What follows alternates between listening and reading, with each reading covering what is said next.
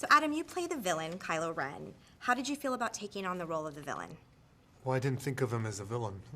I guess when we were working on it, I tried to, through JJ, kind of hearing what he had to say about him, tried to hopefully make him as human as possible. And so that's where I started, I guess where we started, as opposed to an end result. We tried to think of how that person began. Okay. Kylo Ren is a complex and conflicted villain who wears a mask. How did you approach showing all of these dimensions without the aid of facial emotions?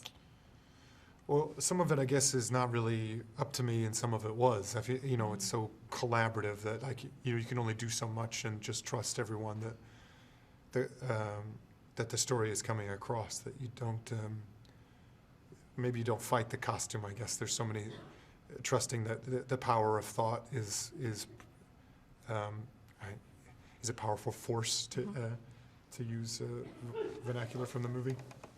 The costume is powerful, but also like just getting it on is a lot of information. And then why does that person feel the need to cover themselves or be concealed is also a lot of information, you know. And then trusting the power of thought, I guess, that all that story is still coming across even though you can't be seen. Right. What was it like working with JJ on fleshing out the character? Very exciting. He's couldn't be a more calm, you know, thoughtful collaborator who, I mean, that sounds like a line, but it's true. I've been in, like, his ability to kind of compartmentalize and give everyone their, you know, due attention and with the still keeping a third eye on the bigger picture is pretty incredible to witness. Yeah. Were you impressed by the scale of the film and the practical sets, and how did that sense of reality and authenticity help you as an actor? Well, just speaking of JJ, he understood that innately, that putting people in front of, you know, blue walls wouldn't be as exciting as putting people in front of, like, you know, tactile objects, and how that also gave him room for improv, which was really, I think, necessary in something like this. And I feel like you get that in the original trilogy, that even though it's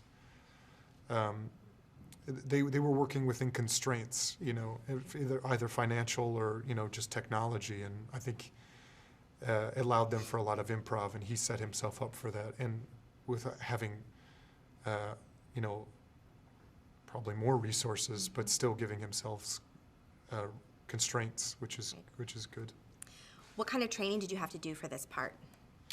A lot of fight training, which was fine. I mean, these people are at war, so they are very physical anyway, you know, and that kind of all informs everyone's character, I'd say. What can audiences look forward to when Star Wars: The Force Awakens hits the big screen? I don't know. I feel like that's a question for them to answer. I feel like the strength of these movies, that they create so many worlds and there's so much detail in them that people kind of, I hesitate to say what people are gonna feel when they go in and watch the movie, but I think that they'll hopefully find themselves immersed in a world that they can take ownership of. Great. If you had to describe your experience making this film in one word, what would that word be and why? Surreal. Self-explanatory. Yes.